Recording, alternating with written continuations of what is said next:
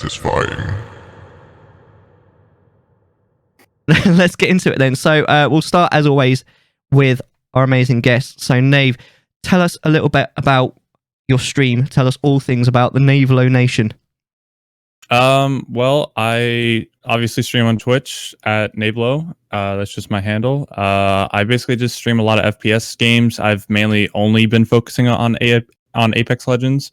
I used to play games like Fortnite when that was popular, PUBG a little bit when that was also popular, Blackouts. I'm definitely a BR person, H1Z1. I kind of caught that near the end of its life cycle, so I didn't really play it in its prime days, but I've definitely been a BR guy. And before that, before switching over to PC, I played console for years. So I played a lot of Call of Duty, and I've just always been an FPS oriented type of person.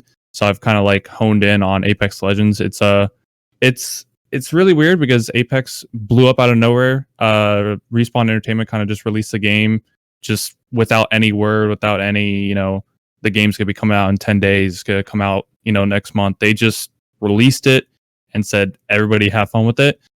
Blew up. It went really well for the first 2 seasons or so. Season 3, it went well as well. And season 4, it started declining a little bit.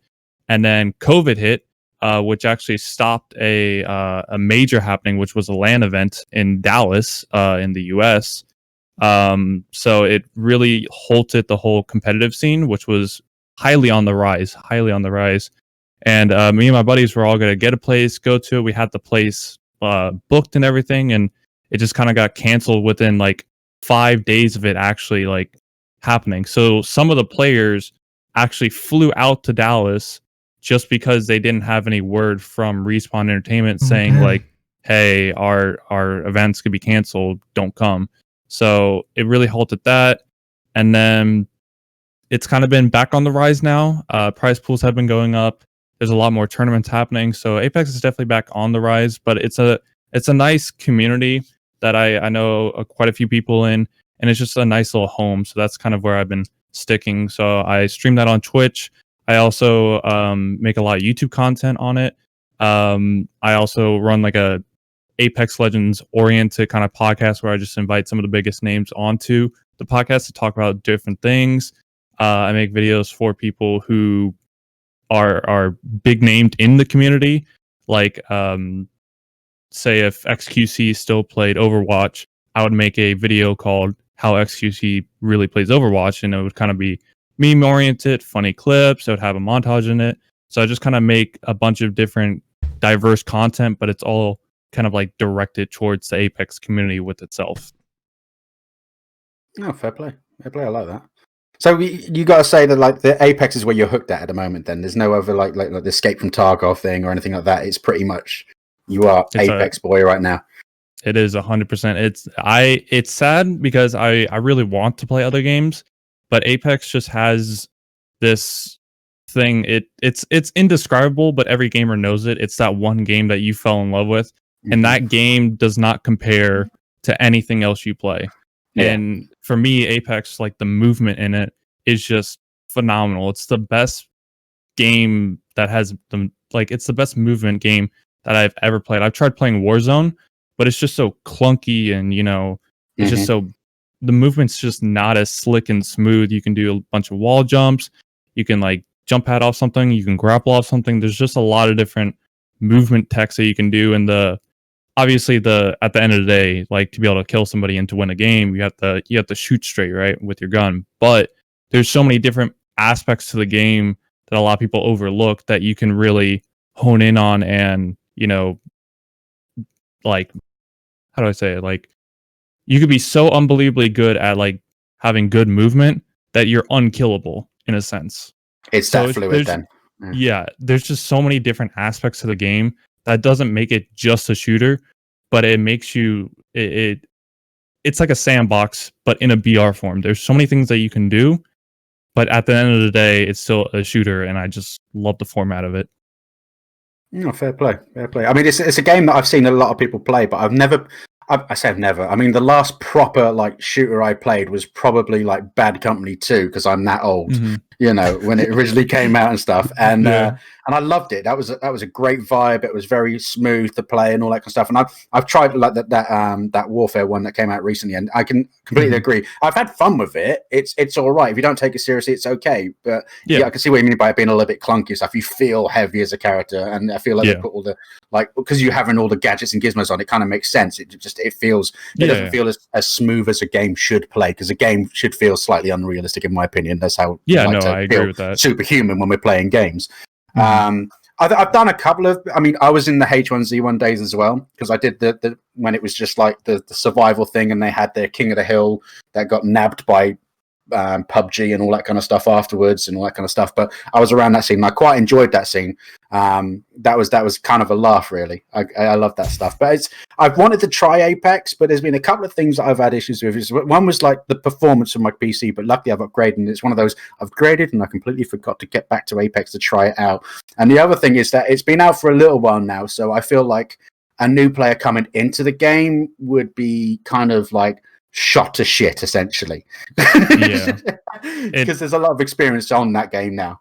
So yeah, the SPMM is definitely a problem. The skill-based matchmaking is 100% a problem with the game, and a lot of people have like voiced their opinions on it. The ranked kind of aspect to the game is also really, really badly put together and poorly done. It hasn't seen a rework since the day it came out, and there's really nothing that has changed about it. And Respawn is very bad at kind of listening to the community and like implementing those changes quickly and done correctly without messing something else up. The audio in Apex Legends is probably some of the worst audio that I've ever heard in any other game. And it's just the audio is really bad. The SPM is really bad. Like you said, like a new player coming into it would have a hard time, because like I said, there's so many different things that you can do into the game.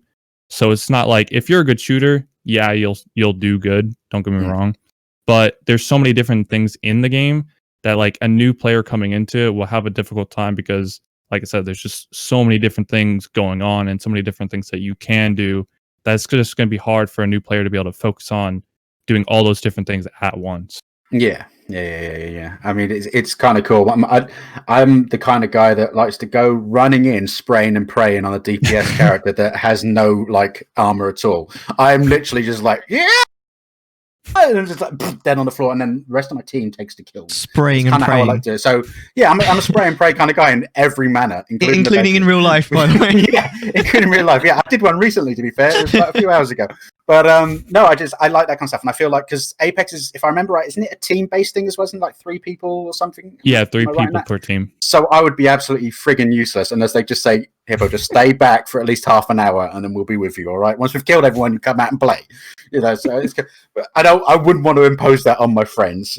Actually, I would, because I quite enjoy tormenting them. But yeah, it's always been a game that it's fascinating me. I love the whole like tech suit kind of thing going on it has on the odd occasion, and that kind of, I don't know. It's like, if you look at Star Trek, which is really shiny, and Star Wars, which is really like dirty and gritty, it's kind of got the dirty and gritty side of Star Wars in terms of like the scenery and stuff like that. You're on this like barren planet kind of thing, and there's lots of like random outposts. Kind of almost reminds me of like Starship Troopers as well, like these random bits plonked around the place, and you just like killing each other. But I've seen some players just like they're like fucking ziplining in, and it's just that it just seems to set up some iconic moments for Twitch. It's that kind of game.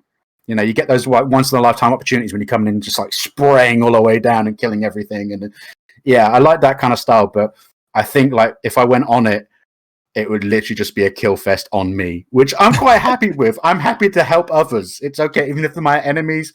Take your points off of me. It's fine. I'm here to help. You know. But it does look like an epic game, so I completely commend you for sticking it out and like, you know, getting up in the ranks and kicking the shit out of everyone, basically. So that's kind of cool. I have to say, I think of all of the first-person shooters that I've tried quite a lot of them. I'm shit at all of them. Apex is the one that I kind of enjoyed the most. I really like the movement, as you said, Navelow, in Apex. It feels really fluid. And I love how the game kind of simplified quite a few things that a lot of other, especially BRs, make complicated. Like, I love the fact that, I think it might have changed now, but I'm sure when I played it, you could only have teams of 3.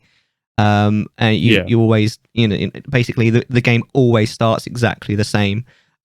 which I kind of don't feel that some of the other BRs do. They try to start the same, but like you could drop in a certain place and it could be a completely different game, and you can choose where you drop as to how the game goes. I think you probably can do that if you know what you're doing, maybe in Apex, but I didn't feel like it was that way. It felt a lot more balanced, I think is probably the right word. To me, out of all of the sort of first-person shooters I tried, that was the one that I think if I was a gamer, I probably would have got into. Yeah. Apex is like I said, it's just something like I said, I've gone from BR to BR, so I've kind of played all of them. Realm Royale, like every BR, I more than likely have tried or at least played for like a pretty decent amount. Yeah. So I know the difference between like what this BR did well, what that BR did well, what's good about this, what's bad about that. And Apex is just so unbelievably different from everything else that Apex is it. The problem with the BR, right, is that when it comes to esports, you don't want to have any RNG. You always want the better team to be able to beat the other team, right? And that's just how esports are. You want to take out every single component of RNG. And with a BR, that's very hard to do because there's so many RNG things. There's different teams that land on you. There's no set loadout. You can get a really crappy armor. You can have a really bad rotation. There's different zones. There's so many different things that can go wrong within a BR. But Apex takes a lot of that kind of RNG out, like with your armor, right? They introduced this thing called Evo armor, where like you have white Evo armor, blue Evo, purple Evo, and those are all able to be found on the ground, right? And prior to Evo, you just had armor. So your white armor would be 125 health, and no matter how much damage you did in the game, it would still be 125 armor. But now that they introduced Evo armor, what Evo armor is a white shield is basically 75 health or something around that number. It's like 75 health or 20. Man, I played this game for 7 seasons. I still don't know. It's like 25 health. I'll just say 25 health. But if you do a certain amount of damage, it will upgrade itself up to a blue armor. So instead of having 25 health, now you have 50. Yeah. I think I'm not even going to sit here and try and act. I know what I'm talking about. But it basically allows yourself to have better armor if you do more damage. So it enforces fighting. It enforces you shooting at other teams rather than just camping in a bush like how PUBG was when it like kind of first came out. You would just sit in the building, hope nobody runs past you, and you would just wait until the end game and try and kill everybody. But Apex is very good at kind of like taking that RNG out. The zones are very easy to read at times. We just kind of went over a zone set that was unreadable. It was very hard to read. So a lot of pro teams just kind of like went with a more fighting style rather than a more like let's rotate early and get zone and have good positioning. So they kind of went with more fighting style. But for the most part, zones are pretty easy to read. So if you're a pro player and you know what zones are, the rotations are pretty free. You know what to do. It just takes a lot of RNG out. So Apex is just a very different BR compared to like PUBG or like Fortnite or something like that.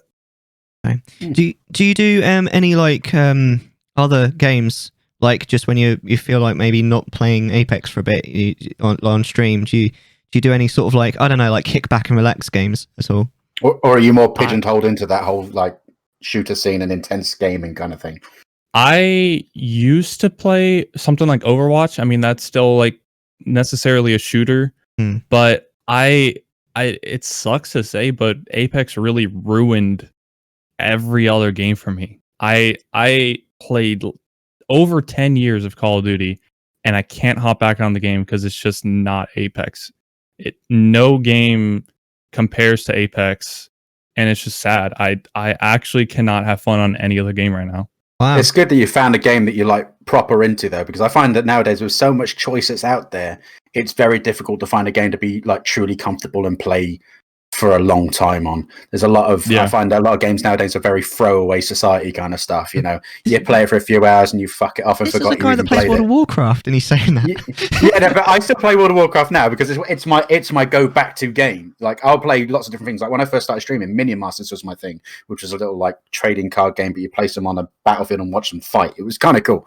But like then I go back to World of Warcraft, and then I go on to something else and go back to my World of Warcraft is my staple go back to game that I'm always comfortable in. But like I still play other games and stuff like that on the odd occasion. Sometimes, on the very rare occasion, I've really gotten into Heroes of the Storm now that it's completely dead. So you know, I'm really up with the times.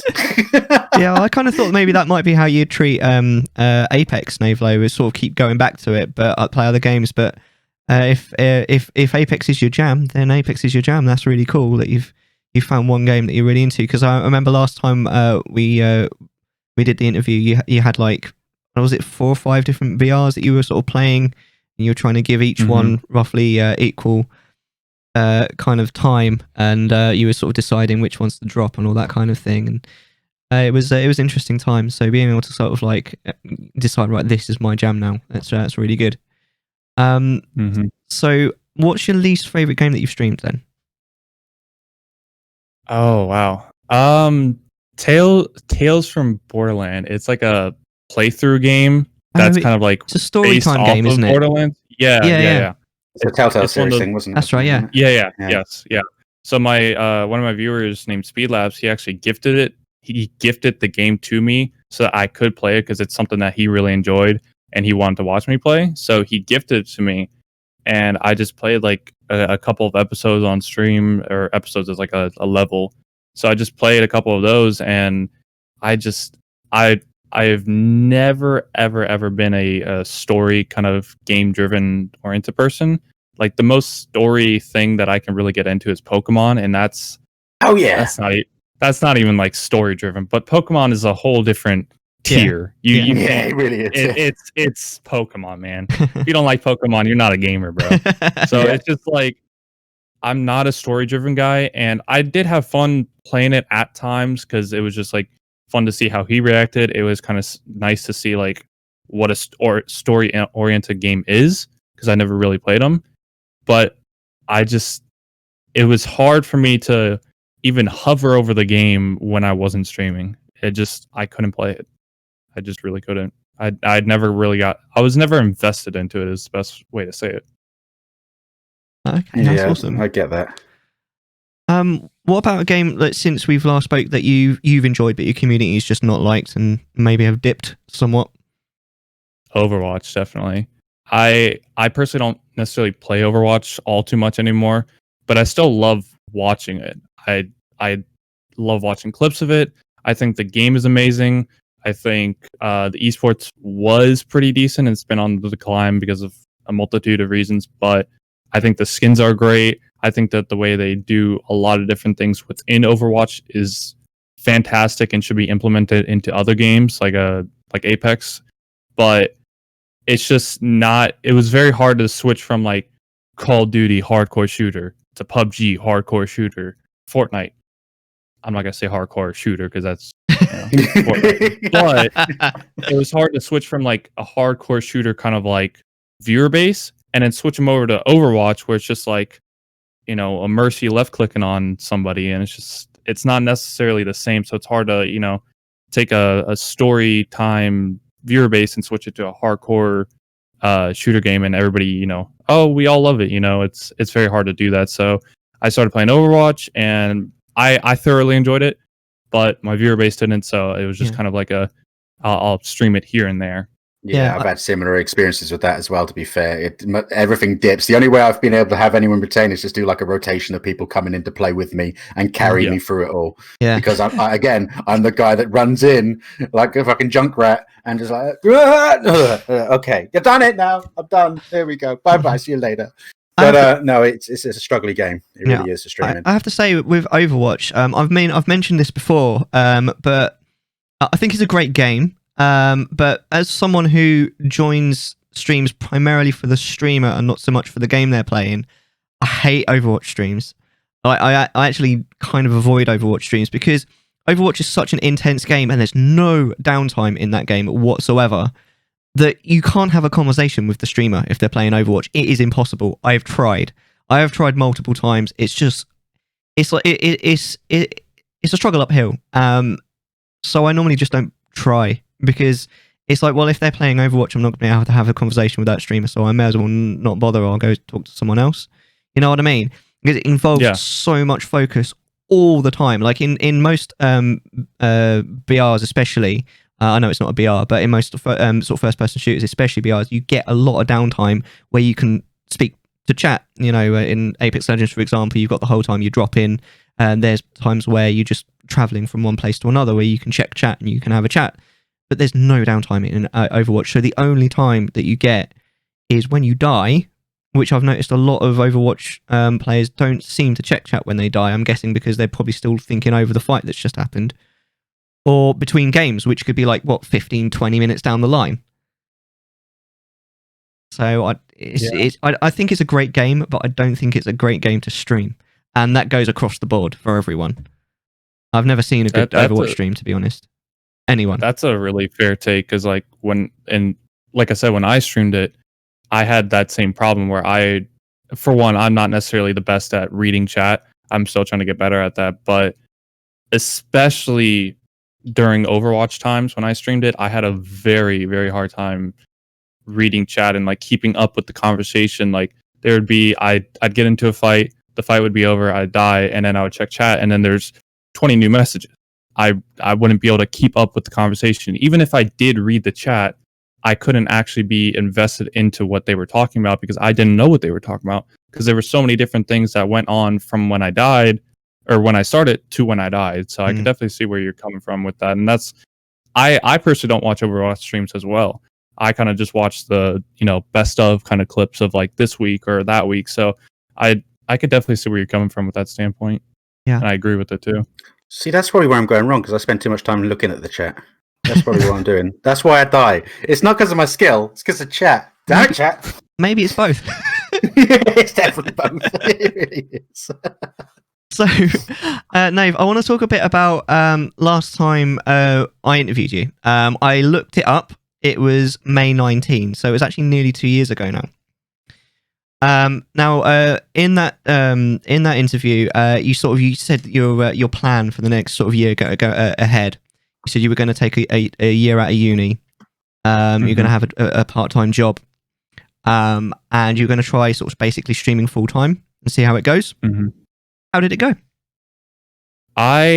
So I believe we had that conversation while I was still taking classes. Yeah, I think it was just as you were coming out of it, I think. Sorry to interrupt you. Yeah. So I finished that, and I think I'm not good with my months. Either way, I finished that, and then what was it? Because you said at the time you were just waiting on a rebrand. Yeah. That helps you remember. So I did the rebrand, and was COVID around that time? No. Or was that a little bit prior? No, that was way so before prior. COVID, yeah. Okay, so I took one class, I think it was, during the fall semester, and then winter came around. I had no kind of like classes or anything like that, and I was making just enough money to where if I had a part-time, it would be the same just as if I were doing streaming. So I just kept doing streaming and whatnot. And then winter came around, spring semester came around, and I was like, you know what, screw it. Let me just do 2 more classes, and I'm basically like halfway done with this degree. So if I want to come back to it, I can, and I'm already halfway done. I just have to do some other classes, right? So I did that, and then I believe that's when COVID came around, is after that kind of spring semester, like just right towards the end. So COVID really, honestly, it kind of saved me, where like if I were to move out prior to that, and then I would get into my own place, and then COVID did happen then, it would just be really messy and it'd be really bad, especially for somebody who just moved out on their first time. So it would just be really hard to be able to do all that. So luckily I just didn't, and I just couldn't, and it just was not the right move. And looking back at it, I'm glad I didn't do it. It just wasn't smart. It was just more of like an impulsive move that I wanted to do. and I'm glad it didn't work out. And around that time, I had a okay-ish following, okay-ish, not really that good, to be honest with you. And that's when I really started honing in on content that I realized that other people want to watch. So moving out at that time and getting a part-time job, I don't even know if I would be able to necessarily support myself even with a roommate. So now that I have a okay following, a decent following, and I'm able to make money from that, if I want to move out now, I definitely could and have the part-time job and do the plan that we talked about a long time ago, and I could do that now. But even now, it's still not necessarily smart. I'm fine at living at home, doing all this and whatnot, and I still go to college. I'm taking classes and whatnot. Not necessarily a full-time student, but still getting my degree done little by little, 2 or 3 classes at a time and whatnot. So I think that's definitely the right move. Is if streaming didn't go right, I would have my degree to be able to fall back on. So it's definitely smarter to do that than to rather just say screw it and just kind of go do your own thing. So I'm currently right now I'm just making content, making enough money from that so I don't have to necessarily get a part-time job, and then also getting my degree at the same time. Awesome. So how many classes are you doing at the moment? Is it 2? I just finished 2. Yes, I finished a ENT class, which is like AutoCAD, and then AutoCAD, and then a math class as well. Okay, awesome. What's the major? I'm currently going for electrical engineering, but I want to talk to my counselor to see like the differences between the degrees and what kind of jobs you can get with those. Because electrical engineering, now I've taken some classes that are like honed in on that kind of degree. I'm not necessarily a fan of it. I'm definitely more of a fan of mechanical engineering, which is a lot more fun because electrical engineering is more theoretical, where it's like you can't necessarily see it with your own eyes or like feel it with your own eyes. Obviously you can see the wires, but you can't see what's going in on the wires. Yeah. So with mechanical engineering, I like it because you could see all the gears, you could do that. It's just more hands-on and tangible. But after taking this AutoCAD class, I really enjoyed it. Like whenever I had to do homework for the class, I wasn't necessarily like, oh yeah, let's go do my homework. But I wasn't also, oh damn, I have to do my homework kind of thing. I thoroughly enjoyed it. It was really fun. I've always really liked interior designing. So designing a house or something like that. My uncle is also a architectural engineer. My whole family's been engineers. My grandfather was, my dad is, my brother is, my uncle is, like completely engineering family. Awesome. And I've never really been into engineering because I've never been exposed to architectural engineering. But now that I've taken a class that's kind of like driven more towards that, I really, really enjoyed it. Awesome. So let's talk a bit more about Twitch. What's your kind of hours that you do on Twitch? What's your schedule at the moment? So I stream every Tuesday, Thursday, and Saturday. I always start at 6:30 EST, and then kind of go to around 12. If the stream is going well, I'll go over 12. If it's not necessarily going well, or if I need to get something done, I'll end it at 12. But I always try and do that schedule. I've been doing that for the past couple of weeks, and it's been really nice. And if I'm not streaming, I'm more than likely working on a video. Like from the business side of it, it's just smarter for me personally to work on videos on YouTube because that's where I'll make more revenue and that's where I have the larger fan base. So when I'm not streaming, I'll have I'll just be editing or lurking in somebody's stream or doing something that's more productive rather than just streaming X amount of hours and kind of just streaming 12 hours a day and not necessarily creating content where my bigger fan base is. So I normally just stream those days and then just create content on the other days. I think that's really smart. What's your sort of upload schedule on YouTube, and what kind of content do you put up there? So every Monday I try and upload a podcast video. So I'll at first upload the podcast itself, and then the next coming Mondays I'll upload like the highlights of I'll have 3 different topics that I go into on the actual podcast, and then those 3 different topics I'll clip it and then just post to the 10-minute highlight video for the following Mondays. Every Wednesday, I post a gameplay video. So whether it's like a really high kill gameplay or something that's really cool, or a new trend or something, I'll post that then. And then on a Friday or Saturday, I'm still trying to decide if I want to post Friday or Saturday. But I will post a video on those 2 days, or depending upon, you get what I'm saying. One of those 2 days. I'll post a video that is more edited, and it's very like the highly really play videos.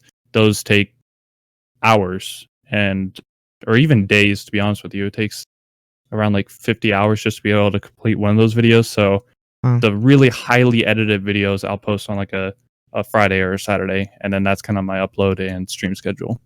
Yeah, that sounds like quite a lot for one person to do. It is, but I mean, it's just, you got to put in the work. So I'm just trying to do my best part. Awesome. So what editing software do you use, by the way? I currently use Sony Vegas Pro 15, but and I'm just very fluent in that software because I've used it for years. So I'll use that for my main editing.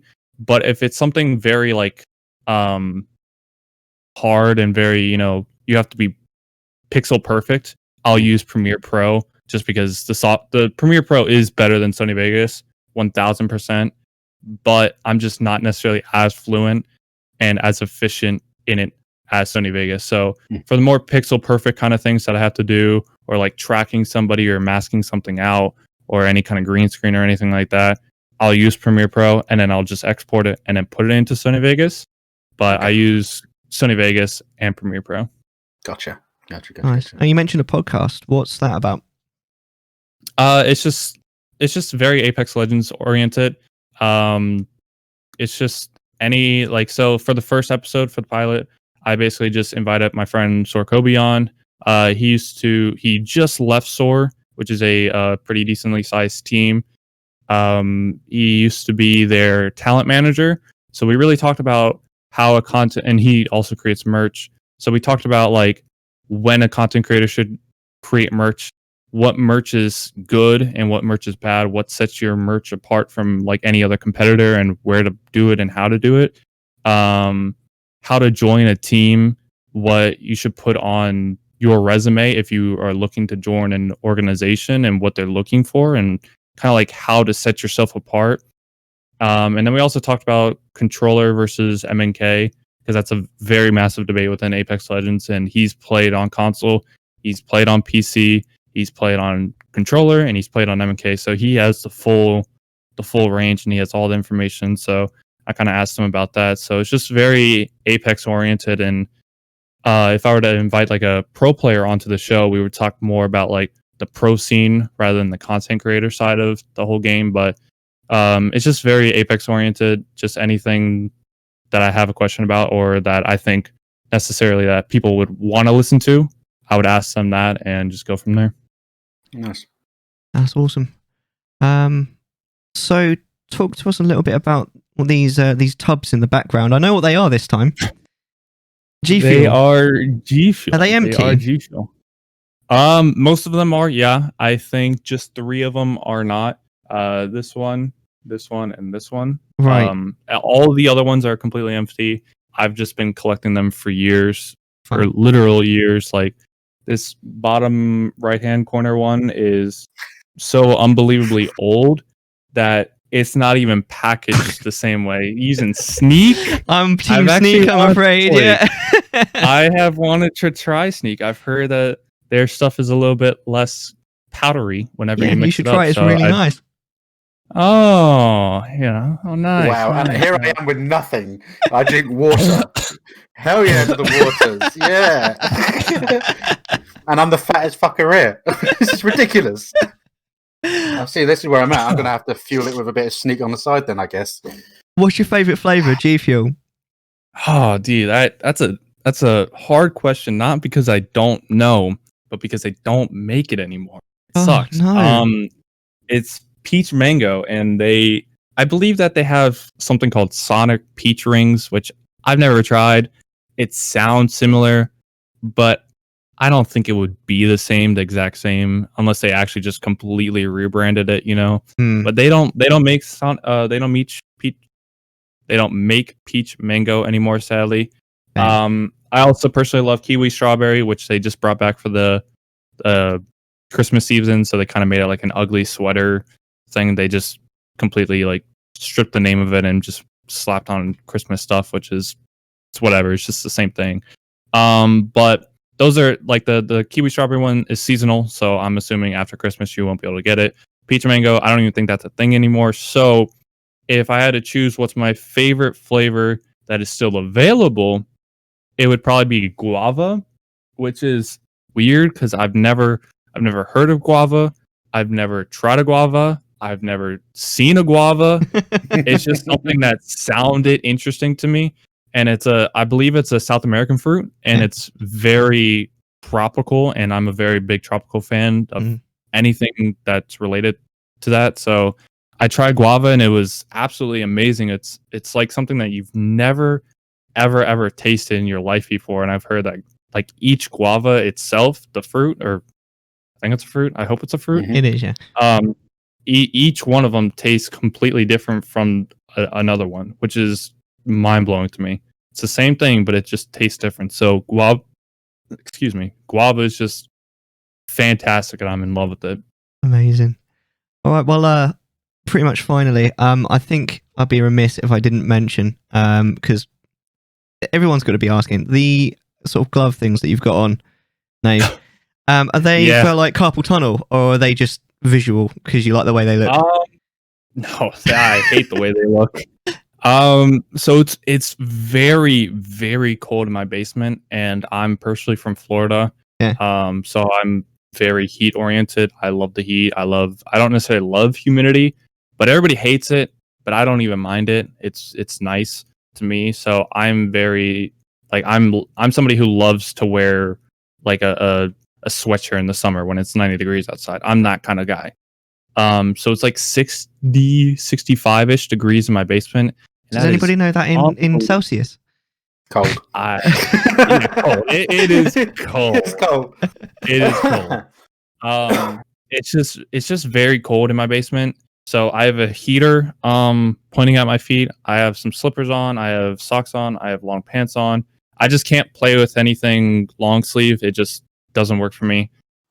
So to kind of like necessarily put a band-aid on the problem, I've kind of got these gloves that kind of just like keep my hands a little bit more warm. And they've actually really helped. Not to mention when I'm kind of like I'm somebody who likes a low sensitivity with their mouse, so I'm on like 400 DPI, which is crazy slow, and it's just like I'm really having to move my hand across my mouse pad quite a bit. And when I'm trying really hard, my hand will get sweaty, and it's just really bad for the mouse pad. So wearing this also helps because it's easier to kind of just glide, cloth on cloth. Yeah. So it's just better to like keep my mouse pad cleaner. It doesn't, my hand doesn't get red over a certain amount of time or whatever. It keeps my hands warm. So it's just something that I've kind of been wearing more and more. It looks terrible, and I get all kinds of questions about it. And I think I have a command in my Twitch chat just called hand condoms. And this is what they are. They're the hand condoms. They just keep me protected. So I just, I've been wearing them, and I get a lot of questions about it, and just kind of it like a latent function of these is just, it gets people talking about it in Twitch chat. So it's just a nice like talking point. If you don't have anything to talk about, somebody sees this in the thing, they're like, what the hell are you wearing? What is that? So it's just a nice little talking point as well. So you're going to be setting a trend at some point. You're going to have all your viewers just like, yeah, that's it. Look, you're going to have the Navelow merch on your arms right there, ready to go. Let's go on. Let's do this. Is my lucky charm. I'm going to kick the shit out of everyone. Sick. That would be nice. That's a good idea. You could have get some floral ones, nice floral ones, and get like a channel point redemption. I'll wear the floral ones. That'd be sick. Yeah. Amazing. That's all the questions I had. Have you got anything, Hippo, before we move? No, to be fair, I think we pretty much filled everything I wanted to know, because I was intrigued by your editing software anyway, because I've just got Sony Vegas myself, and I'm looking at it going, oh my god. So I'm looking forward to delving into that fucker. Because I've been using Filmora for donkeys, so it's just like an easy thing. plug and play. Mhm. Bear in mind, I predominantly used to make, before I did Twitch, was World of Warcraft content, lore stuff, and all that kind of bits and bats, and random trivia bits and stuff like that. So it was literally just like segment, and add a fade. It was much easier. But I thought I want to do the slightly more pixelated things and stuff like that, and do the Mhm. trackings and stuff like that. And Vegas came on. I think he came on Humble Bundle for ridiculously cheap, which I was like, okay, I'm buying it all. And then I looked at it, I was like, this is scary. There's buttons I don't even know what that does. Where's the exit? Run away, flee! I think I left my desk just like for a day. I was like, I'm never going near it. I can't even get it off my screen. It's staying there.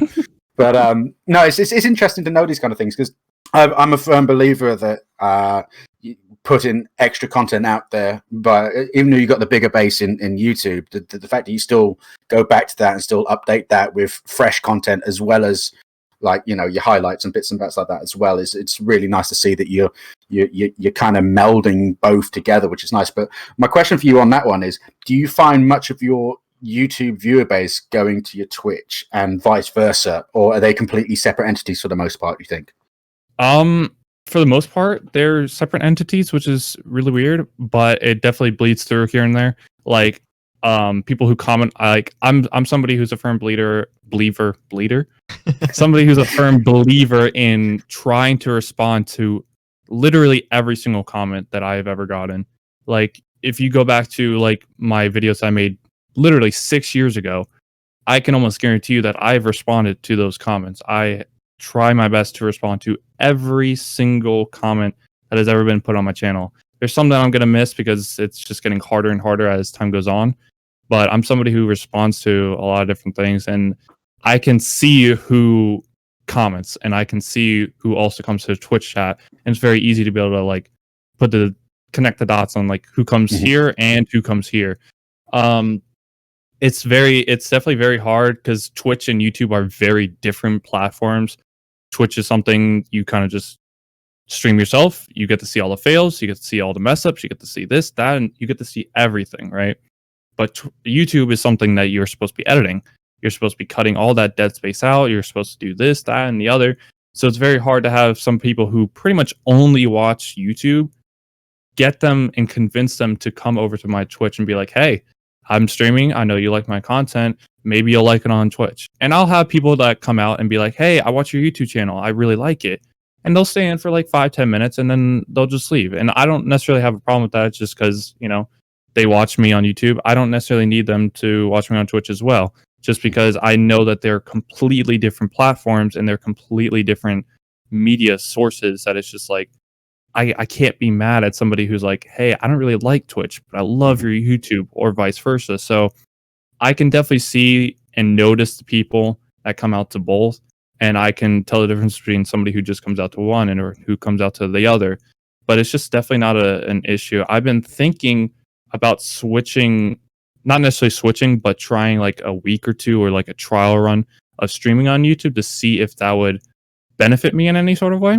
Because I had a friend who's doing that and he's been averaging better numbers, just because he has more of a YouTube base rather than a Twitch base. So that's something that I've wanted to try, but I know that just you can't necessarily convince somebody like, hey, I know you like this. This is completely different from that.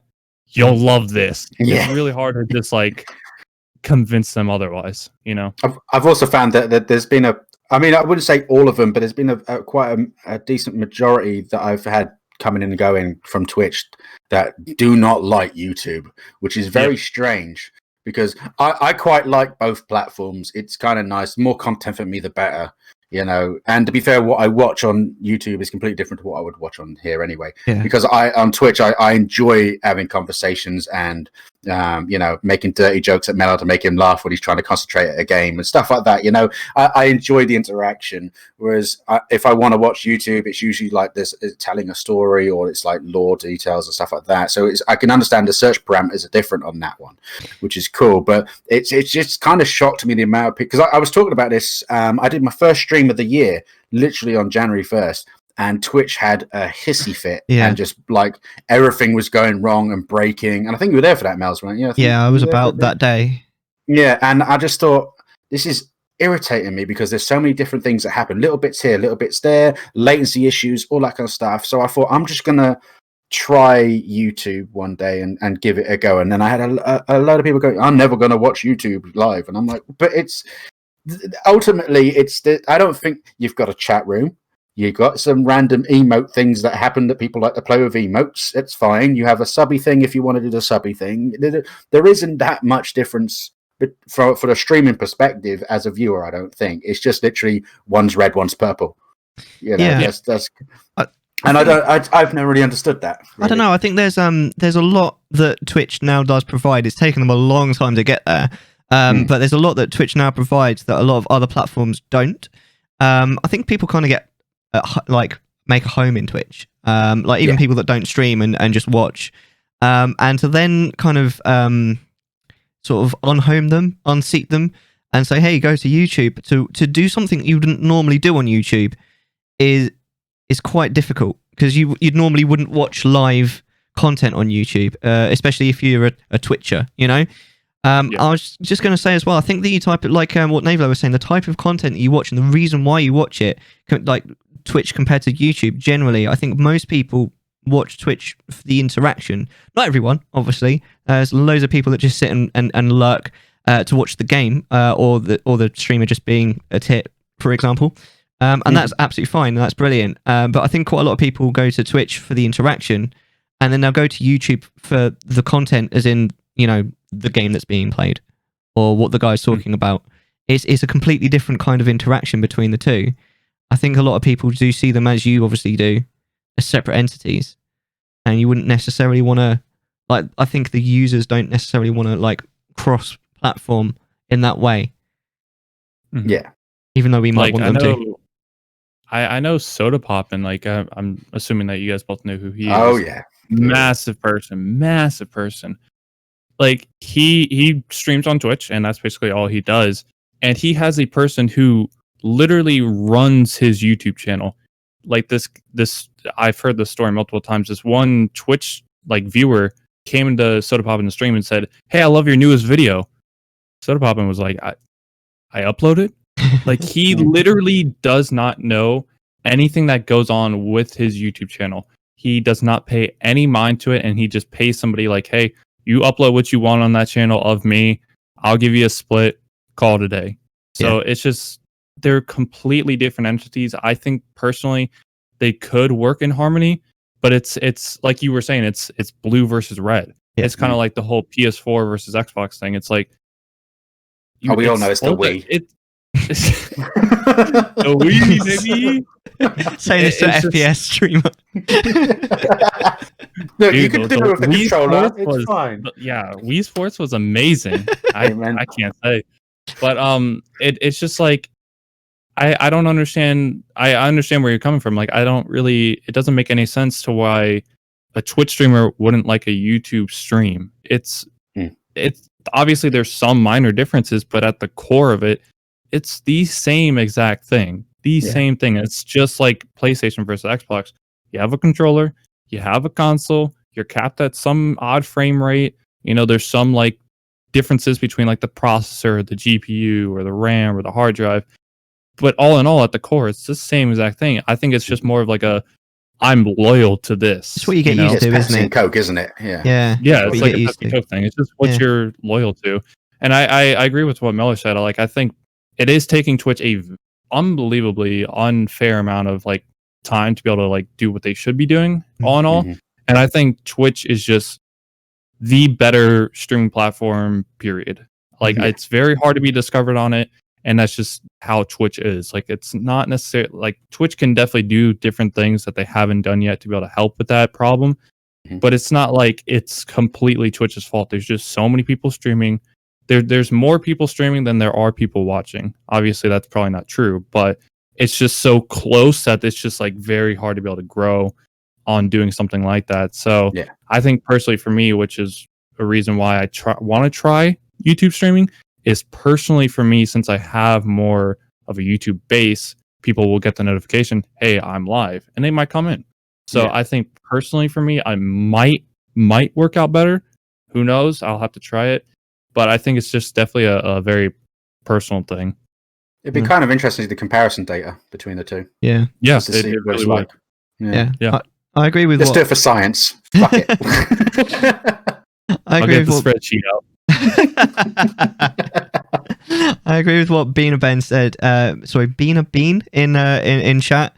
It's actually something that I think Nave said as well, about how it's almost impossible to actually find live streams on YouTube.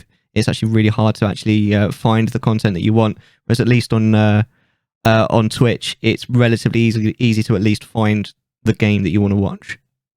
Yeah, there's a lot more subcategories. Like I know personally with Apex, I don't really venture off with other games, but I know with Apex, you can sort the streams by legends, like by character. So if a certain streamer is playing like Wraith and you really like that legend, right?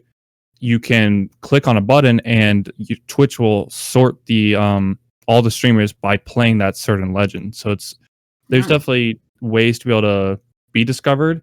It's still very hard, but at least Twitch is like giving it a go. And I agree with what Bean is saying. It's just like YouTube does a very poor job of making Twitch or YouTube streams available. You basically already have to be sub to the person, post notifications on to be able to see that. If you have that, then it's better than Twitch, in my opinion. But if you don't have that, Twitch is just better at discovering people because it just has those abilities that YouTube just has yet to implement.